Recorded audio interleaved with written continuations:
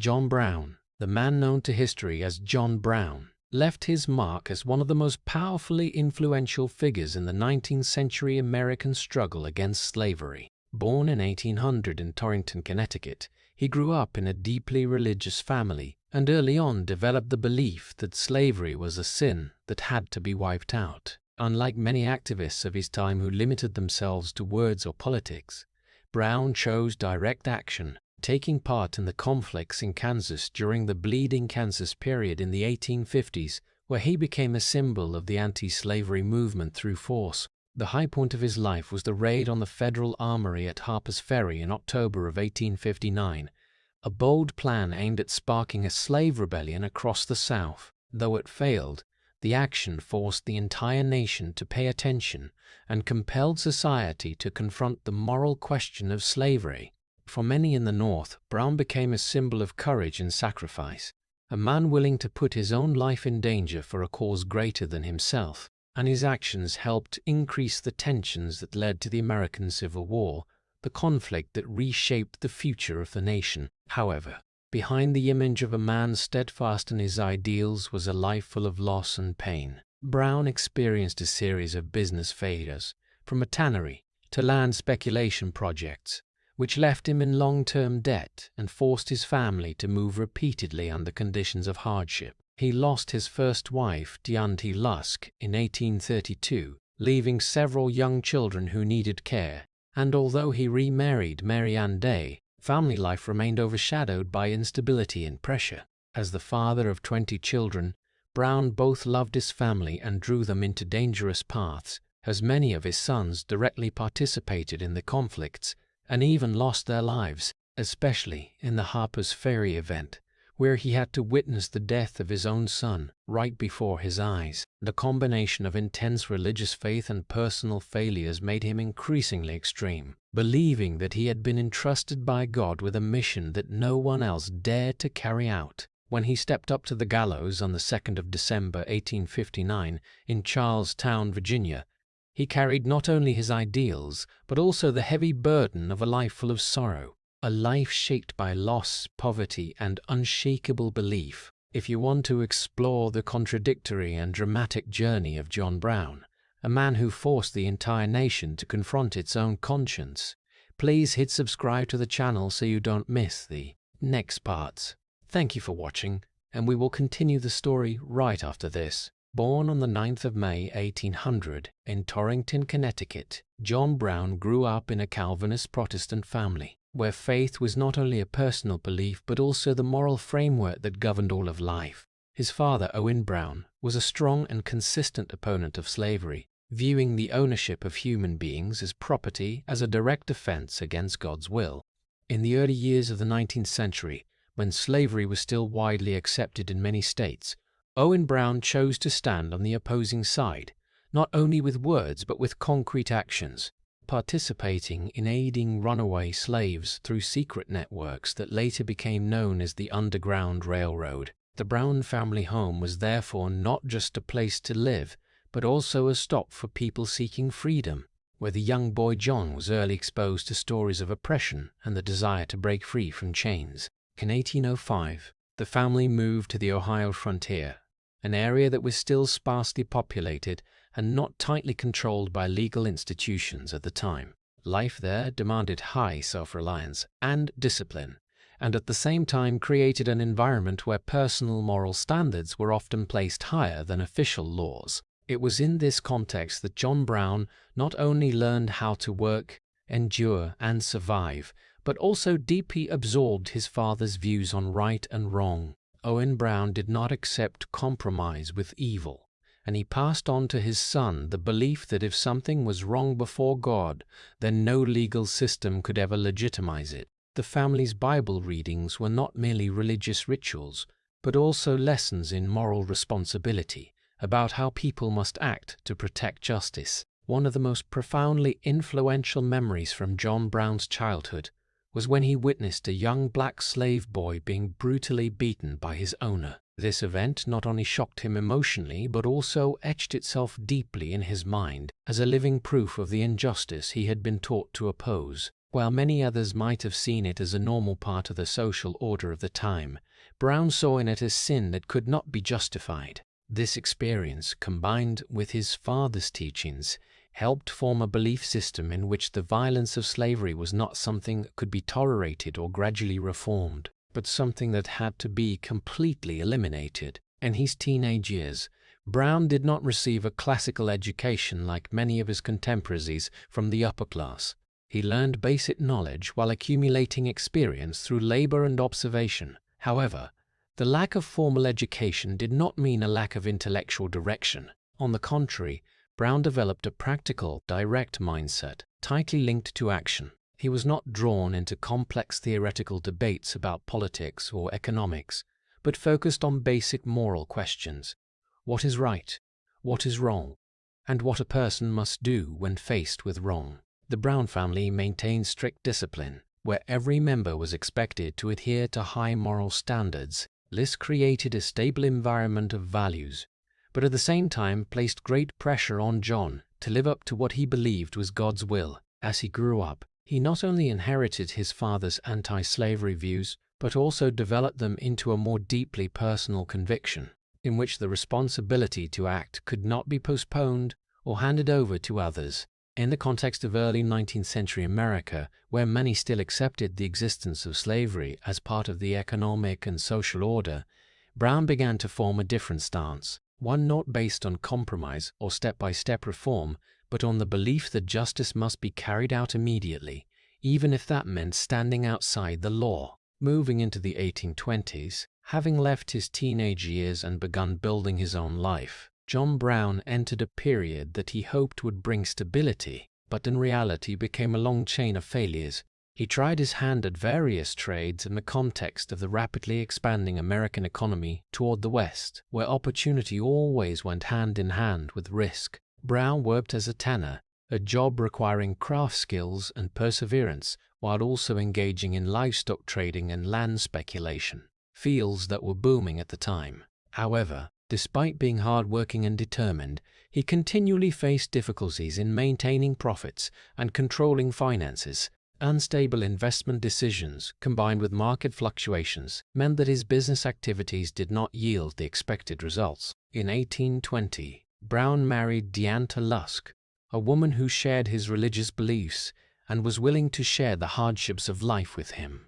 Over more than a decade together, they had 7 children, and the family became the center of Brown's life in his early adulthood. However, raising a large family under unstable financial conditions only increased the pressure on him. Brown not only had to find ways to keep his businesses going, but also had to provide for his wife and children, while debts began to accumulate. In 1832, Deanta Lusk passed away, leaving Brown with the heavy burden of raising the children in increasingly difficult circumstances, a personal event that deeply affected his psychology. Just 1 year later, in 1833, Brown married Mary Ann Day, who later gave birth to many more children for him, bringing his total number of children up to 20. Mary Ann became a companion in an unstable life, as the Brown family had to move multiple times in search of new economic opportunities.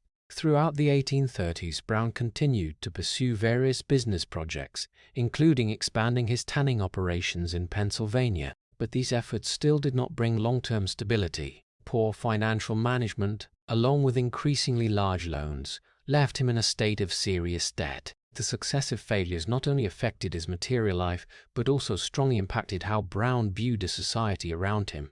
While many of his contemporaries took advantage of opportunities from economic expansion to accumulate wealth, Brown repeatedly fell into losses, causing him to gradually form the view that the American economic and social system did not operate fairly. He began to believe that the wealth of some people came not only from individual effort, but also from the exploitation and oppression of others, especially slaves. This view did not appear suddenly, but developed gradually over time, in parallel with his own experiences of failure. In that context, Brown increasingly linked his religious faith with his interpretation of what he was going through. Business failures were no longer just personal issues, but became evidence that the world was dominated by values he considered wrong. He saw greed, injustice, and lack of morality in society, and believed these were directly connected to the maintenance of the slave system. Instead of trying to adapt to the system, Brown began to question its legitimacy, raising the question of whether a society that allowed people to own other people could truly be just. These thoughts marked an important shift in his thinking as his personal economic problems gradually merged into a larger picture of morality and justice in American society. By the end of the 1830s, John Brown's prolonged financial difficulties reached a breaking point. In 1837, in the context of the nationwide economic crisis known as the Panic of 1837, Brown officially went bankrupt, losing most of the assets he had accumulated after years of labor. The market collapsed, credit tightened, and small businesses like his could not withstand the wave of debt spreading across the states. Previous loans, which had already been difficult to control, now became an unbearable burden, forcing him to abandon many business projects and start over from almost nothing. Bankruptcy was not only a financial failure, but also a heavy blow to his personal honor in a society that valued reputation and self-reliance. Just 1 year later, in 1838, Brown faced an even deeper personal loss when his son, Frederick Brown, passed away. Frederick's death was not only the pain of a father, but also increased the sense of instability that already existed in his life. In a large family, where each member played an important role in maintaining daily life, the departure of a child left a gap that was not easy to fill. For Brown, this event was not only of private significance, but also reinforced his belief that the world around him operated according to unfair and cruel rules, where innocent people had to suffer the consequences of systems they did not control. In the following years, Brown did not return to business as before, but began to devote more time to activities related to the anti-slavery movement. He joined networks supporting escaping slaves in Ohio and New York, continuing the path his father had started many years earlier. These activities were not only humanitarian but gradually became central to his life. Instead of viewing opposition to slavery as a common moral duty, Brown began to see it as a personal mission, something he had to carry out directly rather than just support from afar. By 1842, after many years of accumulated experience and thought, Brown made a landmark declaration: he would devote the rest of his life to destroying the institution of slavery. This was not an impulsive decision, but the result of a long process in which personal failures, family losses, and religious faith combined into a clear direction. For Brown, the issue was no longer whether slavery was wrong, but how to end it completely. Meanwhile, his family life continued to be affected by economic difficulties. Constant moving between states became familiar, as Brown searched for new opportunities or tried to escape debt pressure. His family did not have a stable home for long periods, and each move brought changes in living environment, work, and social relationships. For his children, this meant growing up in an unstable context where long-term plans were difficult to maintain. However, it was precisely in these circumstances that many of Brown's children began to adopt and share their father's views on the issue of slavery, gradually becoming companions in his later activities. Alongside the upheavals in his personal life, Brown's religious faith became increasingly tied to concrete action. If previously faith had mainly shaped how he viewed the world, now it began to direct how he acted in that world. Brown not only read the Bible as a source of inspiration, but also used it as a basis to justify his decisions. He believed he was carrying out God's will and that opposing slavery was not just a moral choice, but a sacred duty. The combination of personal experience and religious faith caused Brown to gradually move away from the more moderate approaches in the anti-slavery movement. While some activists focused on political advocacy or legal reform, Brown increasingly doubted the effectiveness of these methods. He believed the existing institutions were not capable of solving a problem he saw as fundamental and of absolute moral nature. This view did not appear immediately, but over time it became clearer in the way he spoke and acted.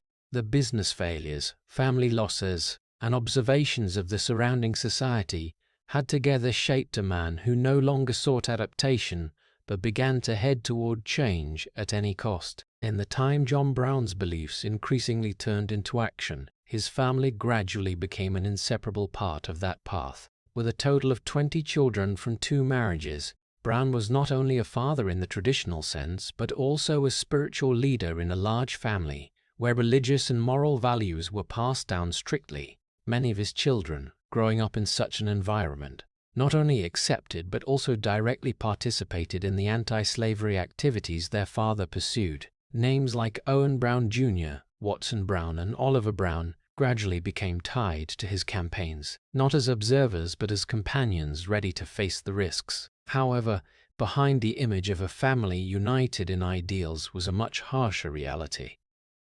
The Brown family's life was rarely stable for long periods. Previous economic failures continued to leave consequences, forcing them to live in conditions of deprivation and constantly adapt to new circumstances. Moving from place to place was not only a result of debt, but also reflected the uncertainty in the path Brown was following. In a society where economic and social stability was considered the foundation of family life, the Brown family existed in nearly the opposite state. Uncertainty, dependence on temporary opportunities, and frequent confrontation with the risk of loss. Mary Ann Brown, his second wife, played a central role in maintaining the family amid those changes. She not only cared for the children but also had to adapt to her husband's increasingly dangerous choices, as John Brown devoted more time to anti-slavery activities, especially those involving secrecy and high risk. The burden of maintaining daily life fell heavily on Mary Ann. She had to face financial shortages, her husband's prolonged absences, and the danger that his actions could lead to serious consequences for the entire family. Even so, she continued to stay, partly because of their shared religious faith and partly because there were no clear alternatives in that situation.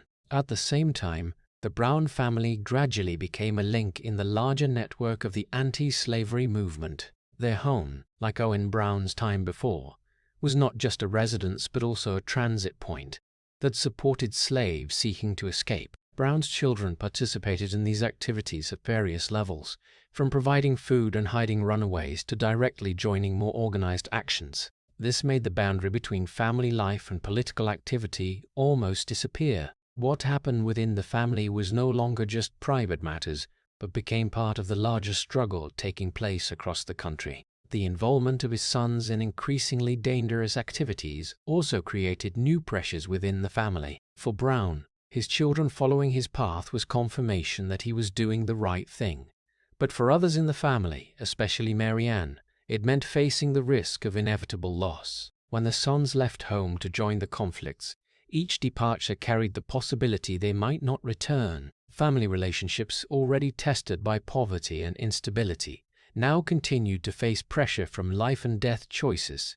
In that context, Brown's view of the family's role also changed. If previously the family was where he sought stability and support, now it became part of the mission he believed he had to fulfill. He did not separate his responsibility as a father from his responsibility to pursue the ideal, but connected the two together. This created a family model different from the norms of the time, where individual values and common goals were placed above safety and stability. Those choices did not occur in a vacuum. They directly affected how family members interacted with each other and how they viewed their own future. Some children fully accepted their father's views, while others struggled to balance loyalty to the family with concerns about the consequences of the actions taking place. Meanwhile, Mary Ann continued to maintain her role as a pillar, trying to keep the family from collapsing amid growing pressures. But as Brown's activities progressed further and became more dangerous, the line between sacrifice and risk became increasingly blurred, and the Brown family, step by step, was drawn deeper into a path where no one could be sure where the end would lie. As the changes in family and personal life gradually merged into the ideal John Brown pursued, his religious faith began to shift from a moral foundation to a clear system guiding action. Brown not only believed that slavery was wrong, but also believed he had been directly entrusted by God with the task of ending it. In his thinking, this was no longer a personal choice or a political view, but a sacred command. Everything he had gone through, economic failures, family losses, the injustice he had witnessed since childhood, was interpreted by him as signs that his path had been preordained. In conversations and letters, Brown frequently quoted the Bible to explain and justify his actions. He particularly emphasized passages about justice, punishment for sin, and humanity's duty to carry out God's will. For Brown, opposing slavery was not only a humanitarian act, but also an act of obedience, and any delay could be seen as disloyalty to the faith. The way he read and applied the Bible was direct and uncompromising, leaving little room for more moderate approaches. From there, Brown's view on methods of action also changed markedly. If previously he participated in activities supporting runaway slaves or community advocacy, now he began to believe these approaches were not enough to solve a problem he saw as central to American society. He came to the conclusion that violence, in some cases, was not only unavoidable but also necessary to end a system he viewed as sinful. This view was not common even in the anti-slavery movement, where many activists believed in political reform or persuading society. However, for Brown, those paths were too slow and not effective enough given the scale of the problem. In the process of developing these ideas, Brown had the opportunity to meet and exchange with prominent figures in the anti-slavery movement, including Frederick Douglass, a former slave who had become an influential speaker and activist. Douglass, who had experienced slavery from the inside, shared with Brown the common goal of ending the system, but his approach was markedly different.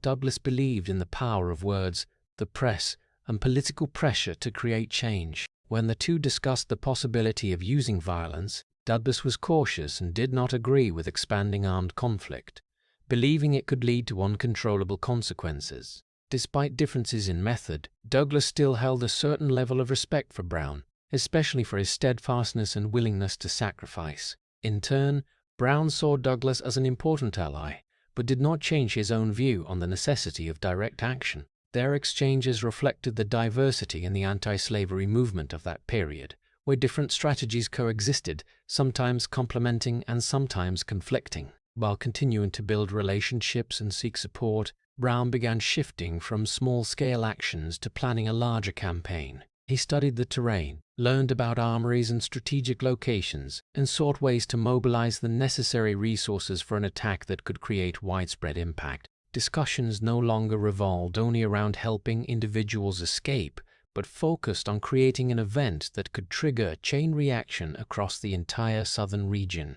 These preparatory steps took place in the context of rising tensions between the states, as the issue of slavery continued to divide American society. Brown was well aware that what he was aiming for was not a single isolated act, but part of a larger conflict that was gradually taking shape. However, instead of waiting for political developments or decisions from leaders, he chose to actively shape events, believing that the actions of a small group could also create systemic change. That belief, combined with his religious interpretation, made Brown's plans increasingly specific and decisive. The plans that John Brown began to envision did not occur in a vacuum, but emerged at the very time when America was approaching a breaking point. In 1854, the United States Congress passed the Kansas-Nebraska Act, a law that allowed residents in the new territories to decide whether to allow slavery or not through voting. This provision, instead of easing tensions, opened up a direct competition between the two sides supporting and opposing slavery, turning Kansas into a disputed area where political outcomes would be decided not only by ballots but also by armed force. People from both sides poured into Kansas with the goal of shaping the future of this land, bringing with them their beliefs, weapons, and readiness to confront each other. In that context, in 1855, John Brown, along with some of his sons, including Owen Brown Jr., Watson Brown, and Oliver Brown, moved to Kansas. This decision was not only a continuation of what he had pursued for many years, but also marked a shift from observation and preparation to direct participation in an escalating conflict zone. Kansas was no longer a distant place on the map, but became the battlefield where ideas about freedom, law, and the ownership of human beings clashed directly. Right upon arrival, Brown quickly connected with anti-slavery groups that had already formed in the area, many of which had organized armed self-defense against pro-slavery forces. He did not stand outside these activities but participated as an active member, using his experience and beliefs to guide actions. clashes between the two sides occurred more and more frequently, from small scattered conflicts to organized attacks on the opponent's settlements. Homes were burned, property was destroyed, and casualties began to appear as part of daily reality in Kansas. This situation was quickly labeled by the press and public opinion as "Bleeding Kansas," a description that reflected the level of violence and instability the area experienced in the mid-1850s. Elections were manipulated, armed groups from other states poured in to influence outcomes, and local law enforcement was often unable to control the situation. For many people, Kansas became a microcosm of the divisions spreading across the nation, where differences in views could no longer be resolved through dialogue or ordinary political mechanisms. In that environment, Brown's view of the situation became even clearer.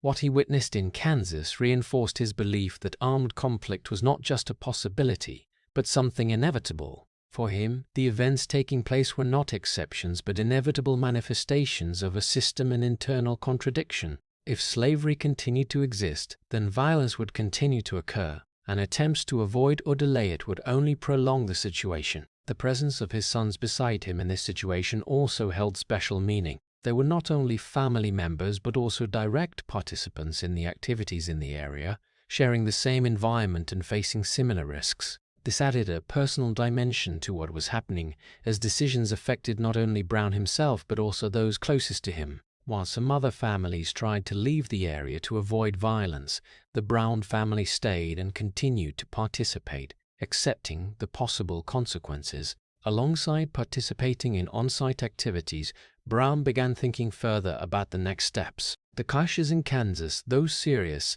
were still local in nature and not enough to create nationwide change. He began considering the possibility of carrying out actions that could create greater impact, extending beyond the scope of a single territory. These ideas were not implemented immediately, but they gradually became more specific as he observed how events in Kansas spread and influenced public opinion across the nation. Meanwhile, the situation in Kansas continued to worsen, with attacks and retaliations occurring continuously. Armed groups on both sides became better organized, and the involvement of people from outside the area made the conflict more complex. For Brown, this was not just a local war but a sign that America was moving closer to a larger confrontation, where questions about slavery, freedom, and power could no longer be postponed. In that context, he began preparing for more decisive actions, believing that what he was doing in Kansas was only the first step in a chain of events that he believed he had a role in advancing. From 1855 to 1856, as the situation in Kansas continued to escalate, John Brown no longer merely observed or provided indirect support, but directly participated in the battles between the two sides fighting for control of the territory. Settlements of anti-slavery people, often called free state settlers, became targets of attacks by pro-slavery groups, especially forces coming from Missouri, commonly known as border ruffians. These groups not only sought to influence elections but also used force to threaten and eliminate those with opposing views. In that context, Brown, along with his sons and his allies, organized defense for the settlements, participated in patrols, protected property, and prepared to respond to surprise attacks. The initial defensive clashes quickly turned into more organized actions.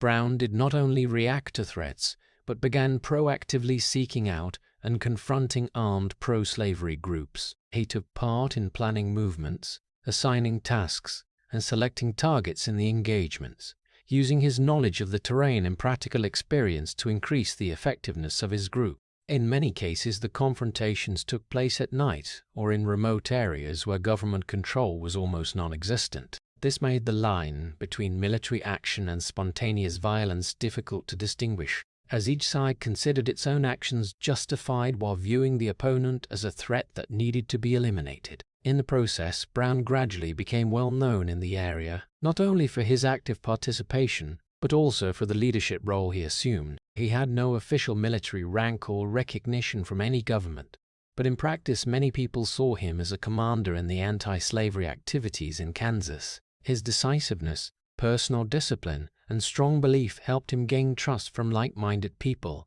especially in situations that demanded quick and firm responses. However, these very characteristics also made him a controversial figure, as some people in the movement began to worry that his actions might go beyond what was necessary and increase the level of violence.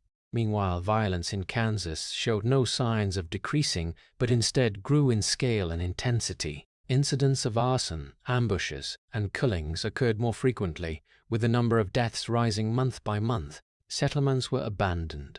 Families had to leave their homes, and many residents lived in a state of constant fear. Newspapers in other states began to report widely on the situation here, making Bleeding Kansas one of the central issues in American political life at that time. What was happening was no longer a local conflict, but was seen as a sign of a larger crisis taking shape. For Brown, each such event was not only a specific development, but also proof that reinforced his belief about the nature of the conflict. He did not view violent actions as exceptions to be avoided, but as inevitable expressions of a system that he believed could not be reformed from within. As the clashes continued, he began to believe that maintaining a defensive posture or passive response would not be enough to create change. Instead, stronger actions were needed, ones capable of directly impacting the structure of the problem he was facing. This shift in approach showed clearly in the way Brown and those with him chose targets and methods of action. Rather than only defending settlements, they began considering attacks on individuals or groups they saw as representing the slave system. These decisions were not made randomly, but were based on Brown's assessment of the situation and the long-term goals he was pursuing. While some allies still hoped to find solutions through political channels, Brown increasingly lost faith in that possibility, believing the existing institutions were not sufficient to solve a problem of fundamental moral nature. The participation of his sons in these activities continued to play an important role. They not only carried out specific tasks, but also shared responsibility in maintaining the group's operations. This created a structure in which family and organization almost merged into one, with decisions made in a narrow circle but having wide impact. However, this also meant that every risk was shared, and any loss would directly affect Brown not only as a leader, but also as a father. As 1856 progressed, the level of violence in Kansas reached a point where many people began to question the ability to control the situation.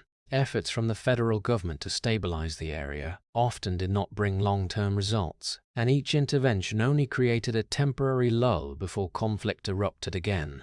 In that environment, people like Brown had space to continue acting in the way they believed necessary, but they also faced growing pressure from both sides of the conflict. It was in this context that Brown began to form more clearly the idea that what was happening in Kansas was only part of a larger problem, and that if real change was to be created, the scope of action needed to be expanded beyond this area. Experiences from the engagements, the way forces were organized, and the opponents' reactions provided him with real data to adjust his plans. At the same time, what he witnessed also deepened his belief that the use of violence was not only a reaction, but could become a proactive tool to achieve the goal he believed was justified. By the end of May 1856, when the violence in Kansas had gone beyond any framework of control, John Brown and his group carried out an action that would become one of the most controversial events in his life. On the night of the 24th of May 1856,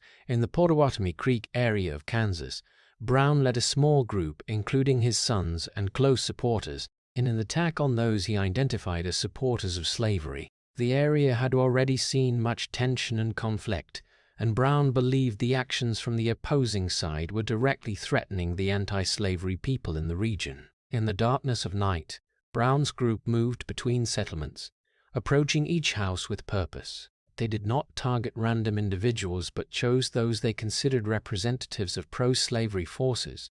5 men were dragged from their homes in front of their families. The victims were not given trials or opportunities to defend themselves, and were killed with swords in a quick but organized sequence of actions. The use of close combat weapons instead of guns made the event more direct and personal, creating images that witnesses could hardly forget. The victims' families, including wives and children, witnessed the entire event in a state of helplessness.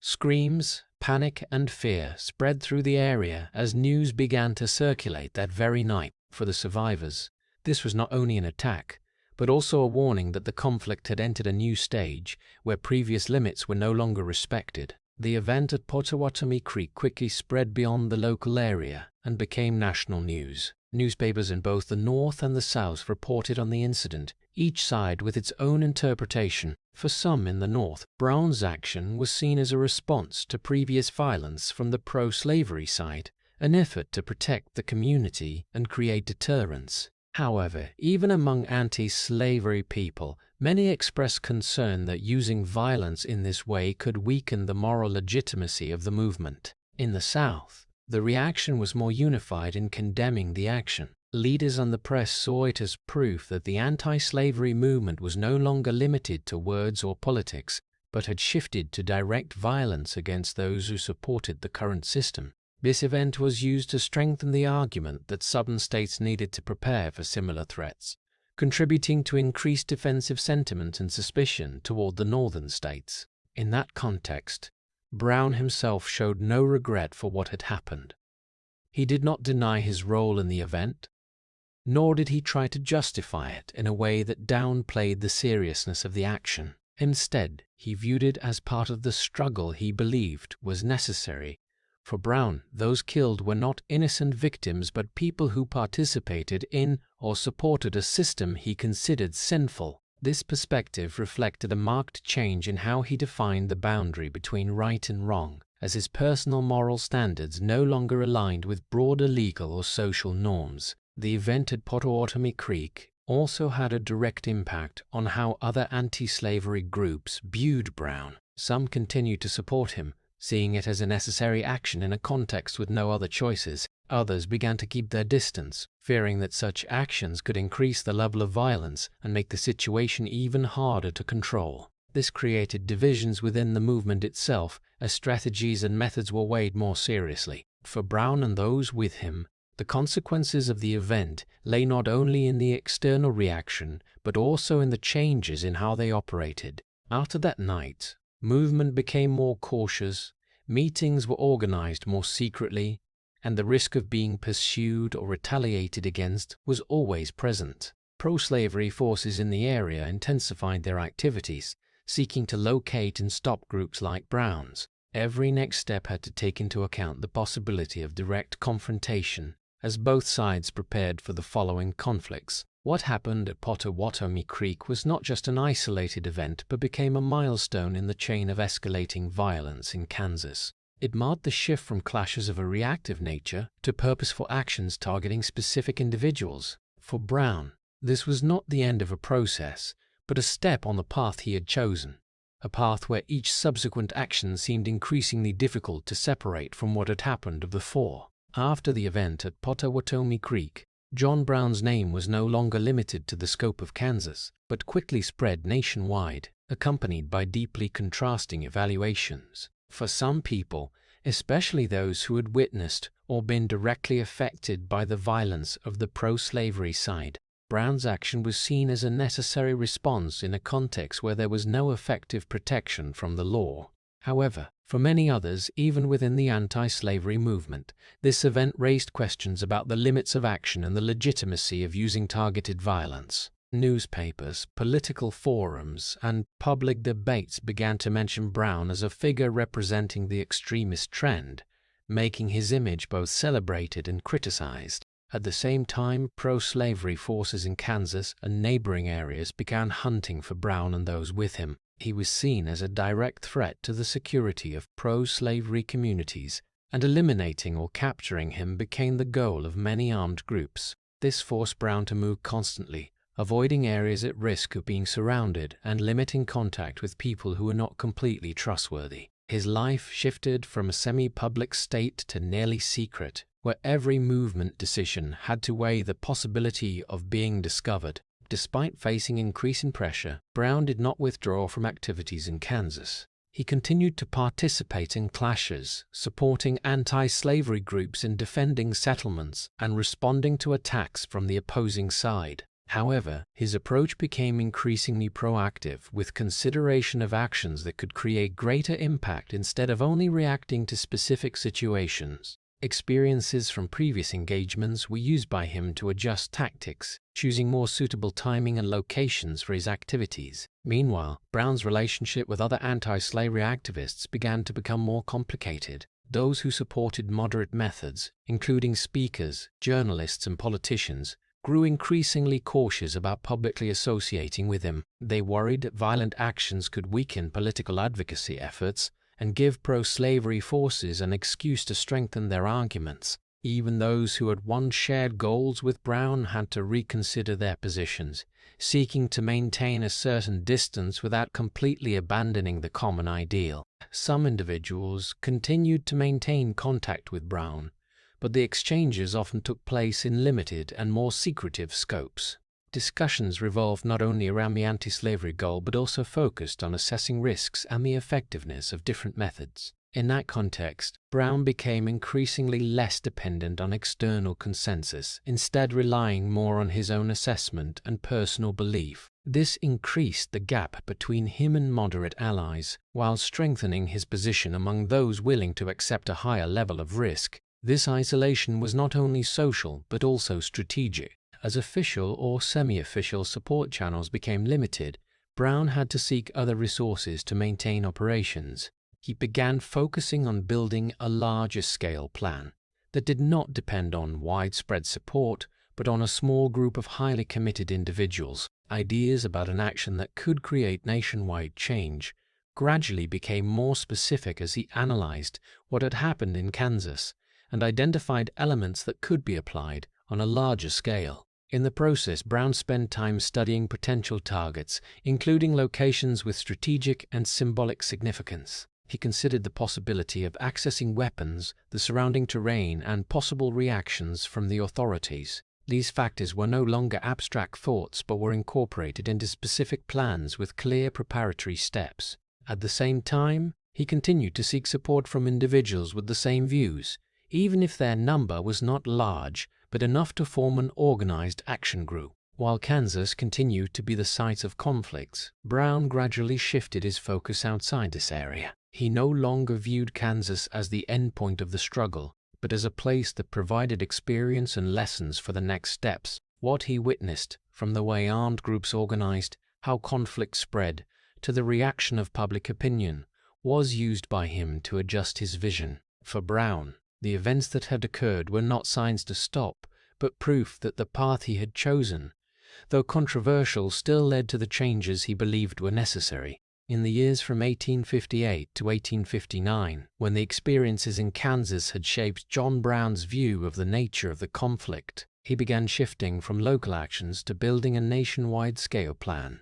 The focus of this plan was a specific target, the Federal Armory at Harper's Ferry, Virginia, a location near the intersection of important routes and capable of supplying weapons to a large force in a short time. Brown saw this not only as a military target, but also as the starting point for a chain of events that could spread throughout the South. To carry out this plan, Brown needed financial and logistical resources that he could not secure on his own. In that context, he received support from a group of 6 anti-slavery activists in the North, later known as the Secret Six.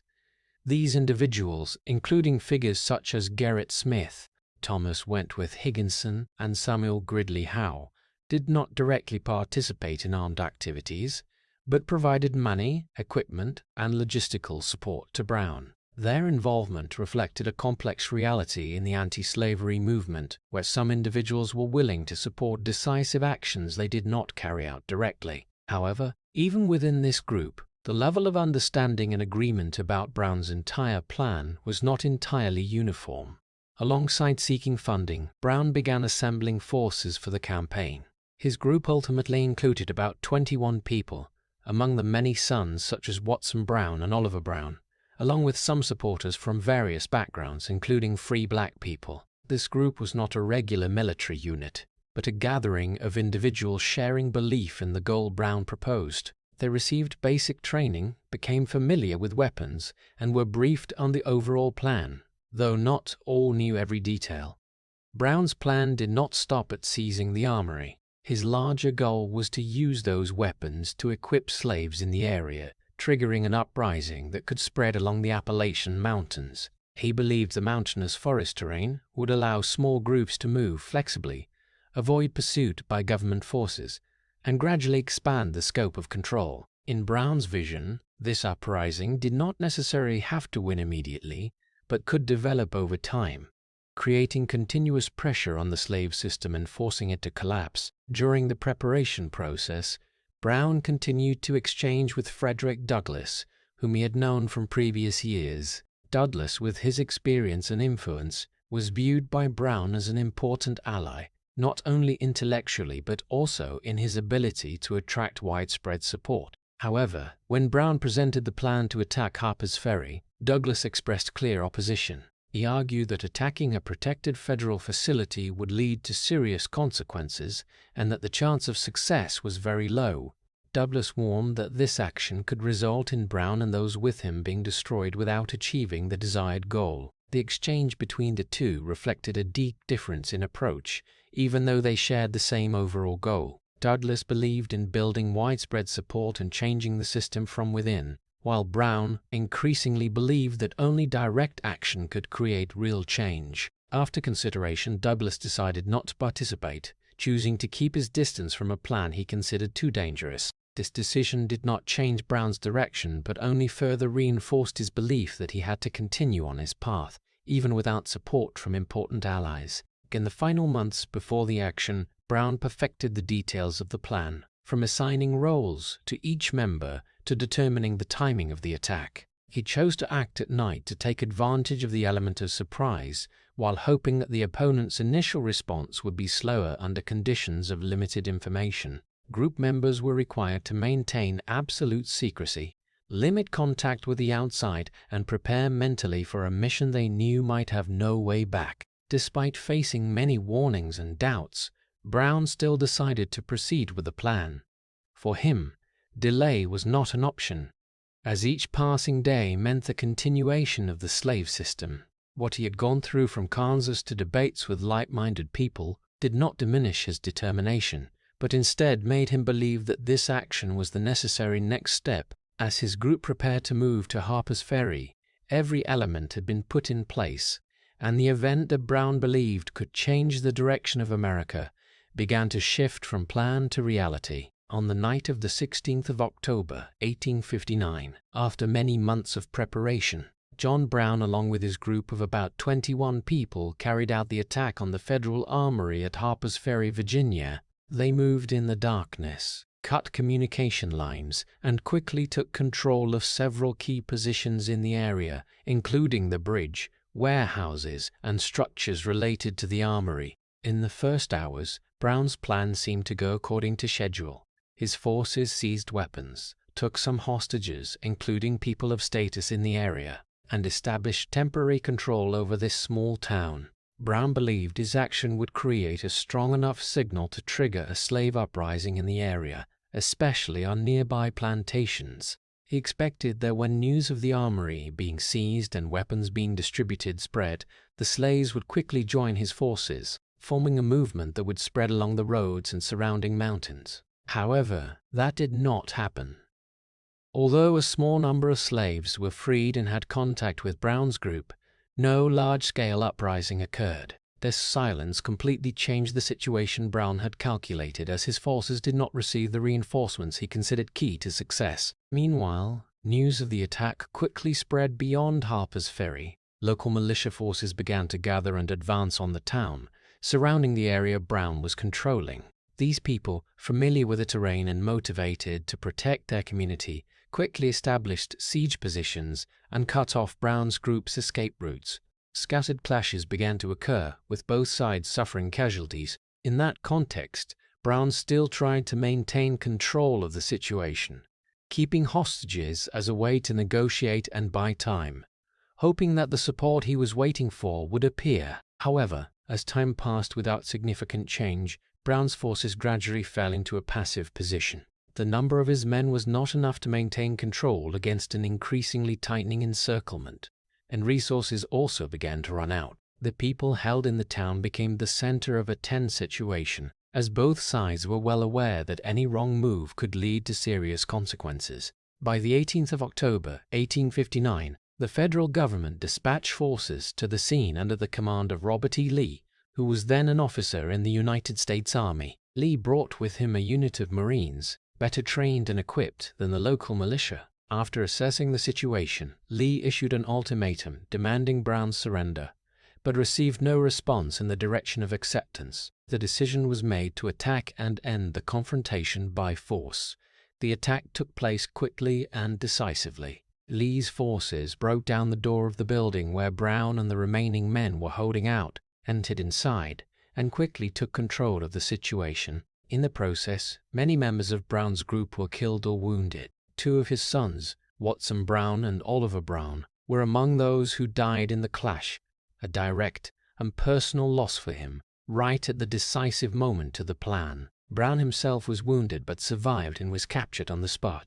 When brought out of the building, Brown was no longer in control of the situation, but became a prisoner of the government he had challenged. What happened over the 2 days at Harper's Ferry, from the organized beginning to the end by overwhelming federal forces, reflected the gap between plan and reality. The lack of participation from the slaves as expected, along with the swift response from local and federal sides, completely changed the outcome of the attack. The hostages were freed, the town was brought back under control, and Brown, along with the survivors, was detained to await trial. News of the event spread nationwide, with details of the attack, the number of participants, and how it ended being continuously reported by the press. For many people, this was clear evidence of the level of tension that the issue of slavery had created in American society. When a small group could carry out an attack on a federal facility with the goal of triggering a large-scale uprising. Meanwhile, for Brown,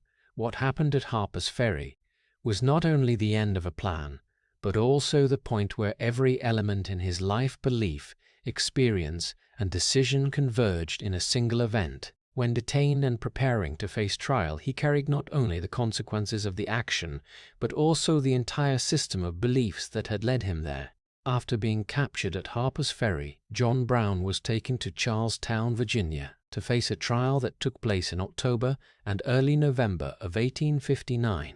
His health at that time was unstable due to the wounds received in the clash, but that did not reduce the level of attention the trial attracted. From a failed attack, the event quickly turned into a case with broad political and social significance, as the entire nation followed every development in the small courtroom in Charlestown. The charges brought against Brown included treason against the state of Virginia, murder, and inciting a slave rebellion.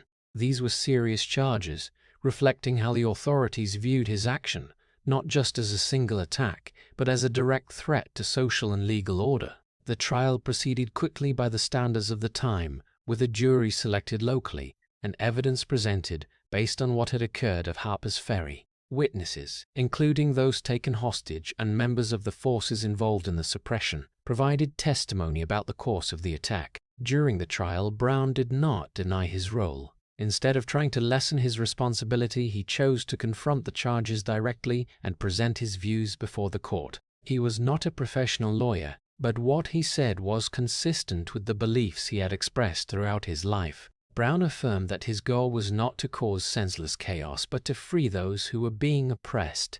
He argued that if helping those held in captivity was wrong under the law, then that law itself needed to be re-examined. Brown's speech in court, especially the words he spoke after being sentenced, was quickly recorded and spread widely. He spoke with calmness, showing no regret in the way many expected from a defendant facing the death penalty. Instead, he emphasized that he had acted according to his conscience and his beliefs. These words, when published in the newspapers, created different reactions in different parts of the country. In the North, many newspapers began to describe Brown not only as someone involved in a violent act, but as a symbol of the struggle against slavery. Some articles focused on his steadfastness and willingness to sacrifice, placing him in the broader context of the debate about morality and justice. Meetings, speeches, and even memorial services were organized to discuss the meaning of the action Brown had taken. However, not everyone agreed, as there were still voices concerned that honoring him could encourage similar actions in the future. In the South, the reaction was more strongly critical. Brown was seen as a typical example of extremism, and his trial was used to emphasize the danger that the anti-slavery movements were supposedly causing. Articles and political statements focused on strengthening the argument that Southern states needed to increase security and prepare to deal with similar threats. The difference in how Brown was perceived between the two regions made the existing division in American society at that time even clearer. Throughout the trial, Brown maintained a calm attitude, not trying to evade or ask for a reduced sentence. This impressed many people, even those who did not agree with his actions. The image of a wounded man held in custody but still holding firm to his position in court became an important factor in how the public viewed him. For some, it was a sign of admirable steadfastness. For others, it was a manifestation of dangerous rigidity.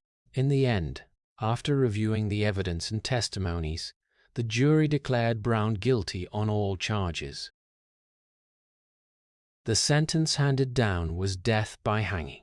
This decision was not surprising in the legal and political context of Virginia at that time, but it immediately increased the level of national attention on the case. The date of execution was set, and from that point on, Brown was no longer just a defendant in a local trial, but became the center of a larger debate about justice, law, and the future of America. On the 2nd of December, 1859, in Charlestown, Virginia, John Brown was brought to the execution ground to carry out the death sentence by hanging, ending the chain of events that began at Harper's Ferry and the controversial trial that had lasted many weeks before. The execution area was placed under tight supervision by military forces, with hundreds of soldiers deployed to ensure order and prevent any rescue attempts. Among those present that day were army officers, local militia, and curious residents, all witnessing a moment that many clearly recognized as having significance beyond the fate of one individual. Brown stepped up to the gallows with a calm attitude, showing no signs of panic or hesitation, an image that continued to reinforce the way he had presented himself throughout the trial process. His final words, which were recorded and spread widely, emphasized that he believed his actions were right according to his conscience and faith. For Brown, facing death was not an end, but the inevitable consequence of the path he had chosen many years earlier. When the rope was tightened and the sentence was carried out, this event immediately became one of the most noted pieces of news across America, with newspapers from the North to the South reporting in detail on the developments of that day. In northern cities, the reaction occurred quickly and in an organized manner. Many places held memorial services, prayers, and even honored Brown as someone who had sacrificed for a cause they considered just. Speeches, writings, and public gatherings focused on emphasizing his courage and steadfastness, placing him in the position of a symbol in the struggle against slavery. Some activists and intellectuals used Brown's death as an opportunity to call for stronger change in society, arguing that what had happened was proof that the issue of slavery could no longer be postponed. In the South, the reaction was clearly opposite. Brown's execution did not reduce concerns, but instead increased the feeling that Southern states were facing a real threat from individuals and movements in the North. Local governments strengthened militia forces, reinforced defense systems, and monitored slave communities more closely. These measures were not only aimed at preventing potential uprisings, but also show preparation for the possibility of wider conflict. The difference in how the two regions reacted to Brown's death highlighted the level of division that had already existed, but now became clearer and harder to reconcile. While the North had voices honoring him, the South saw him as evidence of the extremism they believed was spreading. These opposing views did not stop at the individual or community level, but began to directly influence political decisions and policies on both sides. Tensions between the two regions escalated quickly in the weeks and months that followed. Debates about the issue of slavery, which had already been intense, now carried an additional emotional element and security concerns. Political leaders on both sides began issuing public warnings about the possibility of conflict, as events like Harper's Ferry and Brown's execution were seen as signs that the situation was approaching a point of no return. These statements were no longer distant hypotheticals, but reflected a reality that many people were beginning to accept, that the differences between the two regions could no longer be resolved by ordinary political methods. In that context, Brown's death became a catalyst, not because it created new divisions, but because it clarified and accelerated the contradictions that had existed for a long time. The subsequent events in the political and social life of the United States would continue to be influenced by what happened on the 2nd of December, 1859, when one individual, through his actions and his death, became the center of a debate that the entire nation could not avoid. After the 2nd of December, 1859, John Brown's death did not close his story, but opened a new chapter in how America viewed itself. His words, actions, and steadfastness in his final days were quickly spread and became a symbol in the anti-slavery movement. In many places in the North, Brown's name was mentioned in speeches, songs, and public gatherings as someone who had been willing to sacrifice everything for a cause they believed was just. That image did not stop at temporary emotion, but gradually entered political and moral discussions about the future of the country. However, the impact of this event was not limited to creating a symbol. It helped deepen the contradictions that already existed between the two regions, pushing the sides closer to a confrontation that previously could still be avoided. Debates about slavery, states' rights, and the role of the federal government became more intense as each side used Brown's story to strengthen its own arguments. Just over a year later, those tensions exploded into the American Civil War, a conflict that many later looked back on and saw that events like Harper's Ferry and Brown's death had helped shape the context leading to it. Throughout that process, perceptions of Brown were never unified. For some people, he was the image of an individual who had placed moral principles above personal safety, willing to face consequences to pursue what he believed was right. They saw him as someone who had foreseen the need for change and acted while others hesitated. In this view, his death was not a failure, but a sacrifice that contributed to advancing a larger process in history. In contrast, many others considered Brown an extremist figure who had chosen the path of violence and contributed to increasing conflict rather than seeking peaceful solutions. They questioned the legitimacy of using force to achieve goals, arguing that actions like those at Pottawatomie Creek or Harper's Ferry had crossed the limits that a society under the rule of law could accept. In this view, Brown was not a symbol of freedom, but a warning about the consequences when personal belief is not restrained by common norms. These opposing perspectives did not disappear over time, but continued to exist and develop in historical studies, in education, and in public debates. Brown became a figure that each generation could look back on and interpret in its own way, depending on the context and values they held important. Historians, writers, and filmmakers continued to return to his story, not to provide a definitive answer but to explore the questions he left behind. Among them, one of the central questions remained the boundary between justice and violence. When is an action considered legitimate, and when does it become unacceptable? Can the end justify the means, or are there limits that cannot be crossed, even when facing clear injustice? John Brown's case does not provide simple answers to these questions, but forces observers to confront their complexity. It is precisely for this reason that his legacy lies not only in what he did, but also in the debates he continued to provoke. In the history of the United States, where values of freedom, law, and morality are frequently weighed, John Brown's story still retains its weight as a reminder that decisions in times of crisis can shape not only the present, but also how the future looks back on the past. The story of John Brown shows a profound paradox in American history.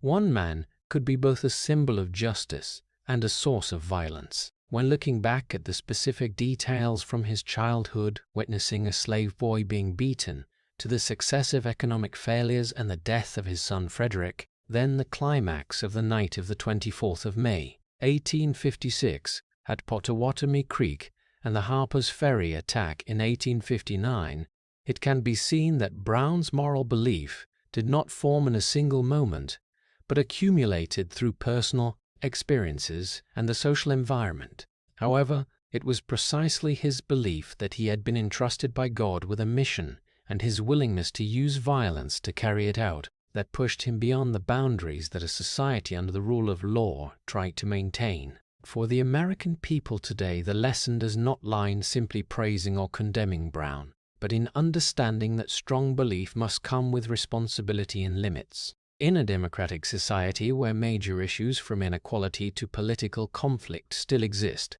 the question is not only what is right, but also how to pursue what is right without destroying the very system that protects the freedom to do so.